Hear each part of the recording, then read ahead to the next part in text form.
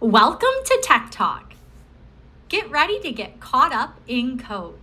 We're going to be looking at ways that you can start to integrate computer science, and no, you don't have to be a computer science teacher in order to start integrating this into your core classroom.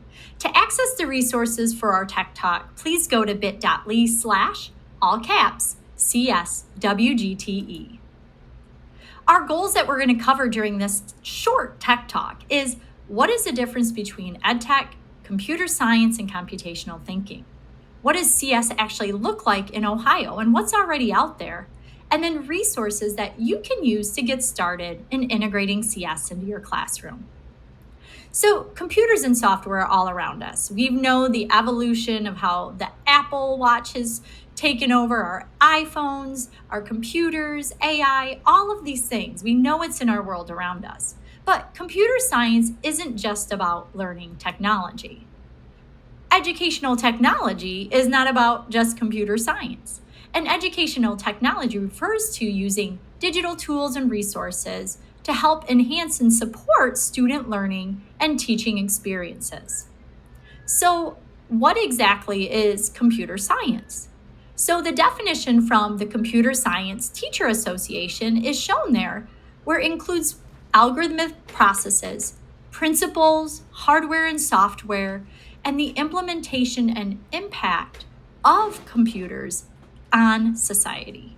So let's break this down into a little bit friendlier details, right? So algorithms are just another word for a step-by-step process or directions that you use to complete a task. Students do this every day in their ELA standards when they're talking about sequencing events, okay? Hardware, like our keyboards and our mouse and our monitors, are part of this. Software programs, apps, our software that we use to do our word processing, any of those are considered the software. Designing and use of those hardware and software components have an impact on our work and on society, and we're really starting to see that with AI. So much more is included in computer science, though, and that is the part that I love. It's about creativity for students. It's about problem solving. It's not just about coding. So when we hear about coding, it uses code, but it's that problem solving and collaboration for students to work through those difficult situations. So why should we even consider trying to start to integrate this into our core classrooms? Well, it's fundamental to our world.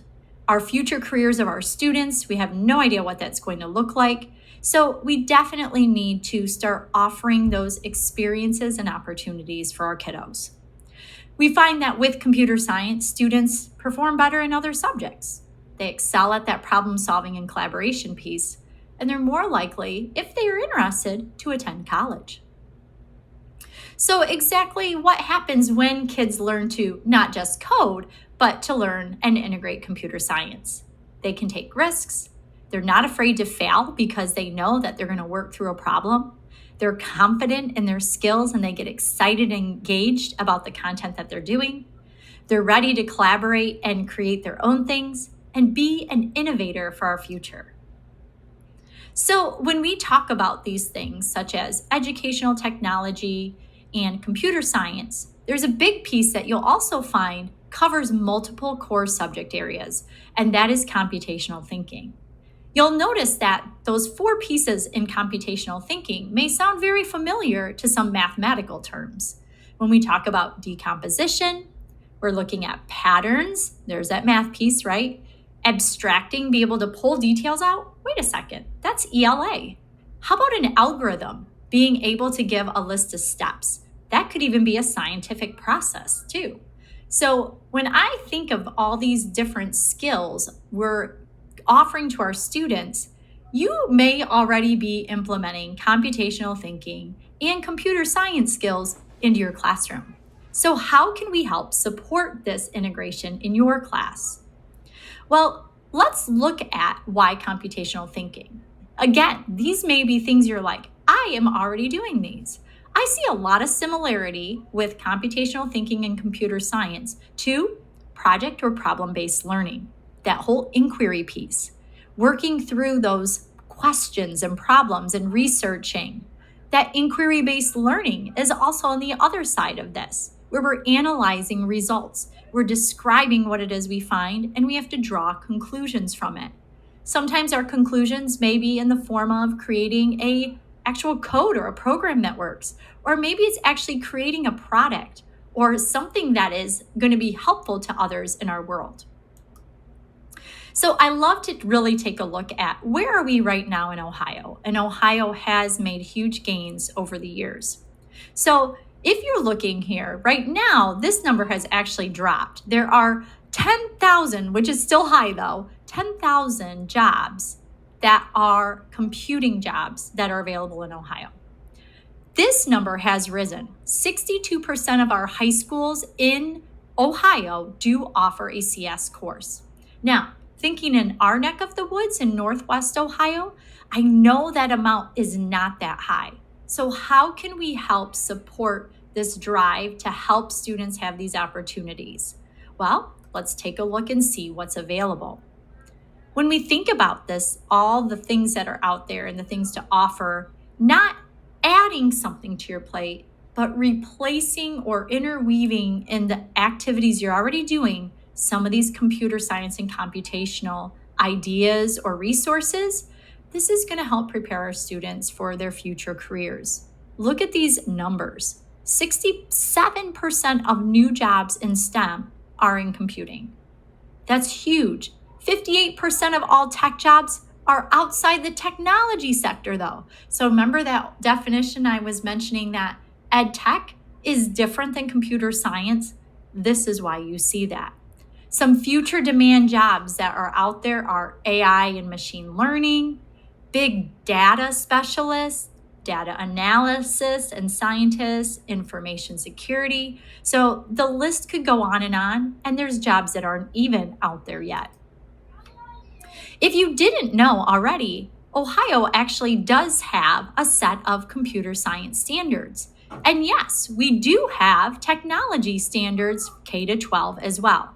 So you may think, well, I've got all of these different literacy standards and math standards to teach. How am I going to cover these when we don't have a STEM class or a tech class?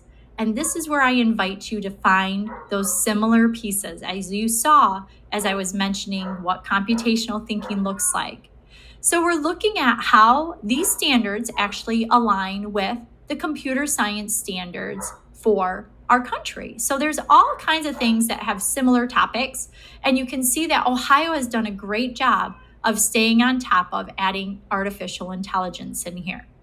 We have algorithms, we have computing systems, and some of these things definitely are high interest things for our kids. So what about these other standards? There's so many out there. CSTA, the ISTE standards for technology. So the ISTE standards have a broader focus on technology and education. Their standards emphasize skills like digital citizenship, computational thinking, again, and technology for creation. But computer science standards can also cover those things: computational thinking, programming, data analysis, and cybersecurity. So there is a huge overlap in all of these when we start talking about where do we start with these activities and implementing in our classroom. So let's take a look at the Ohio guidelines. So Ohio has a set of computer science guidelines and guidance in place.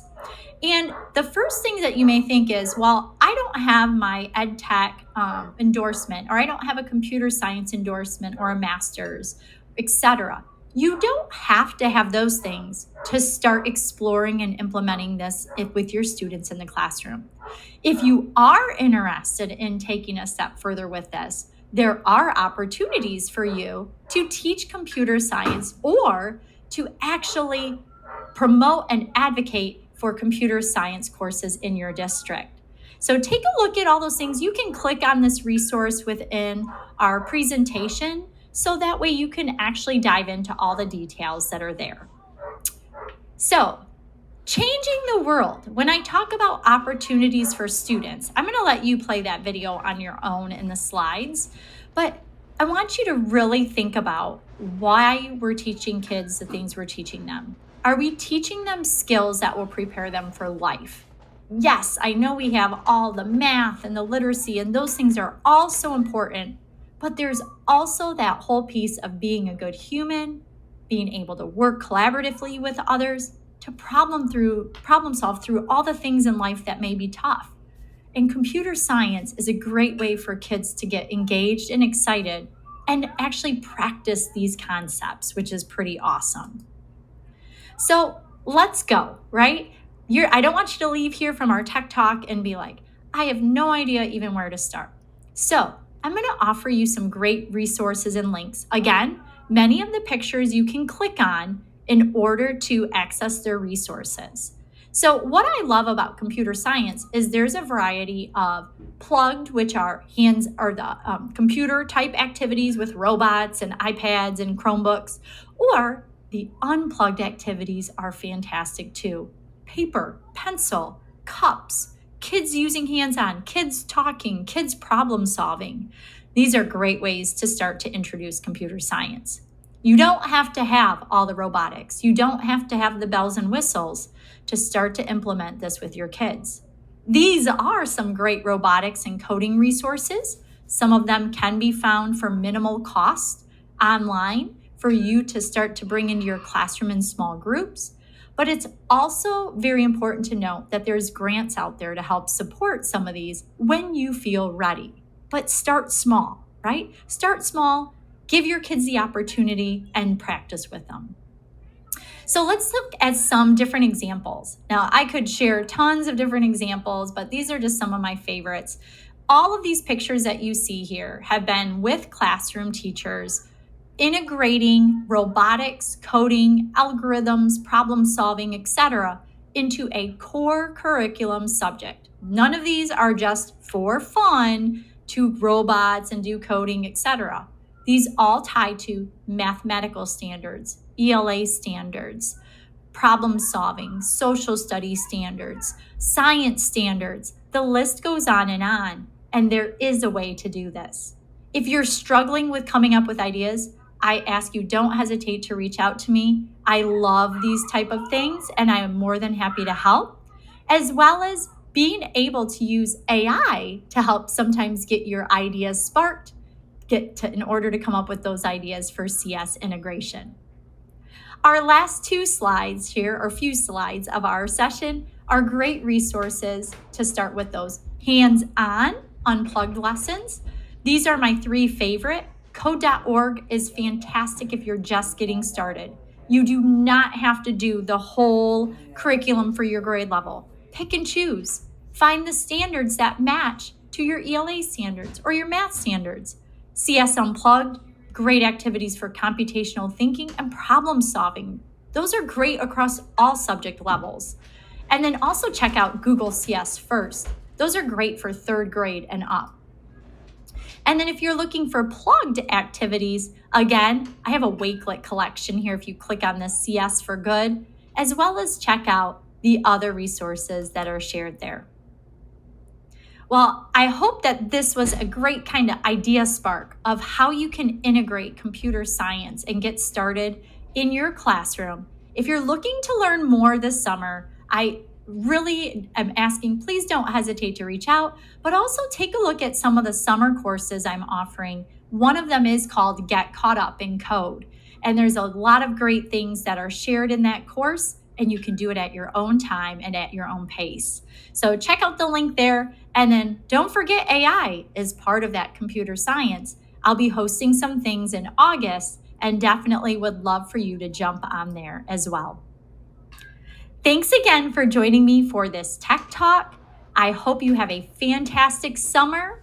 And again, there are the resources to today's session. Have a great day, everyone.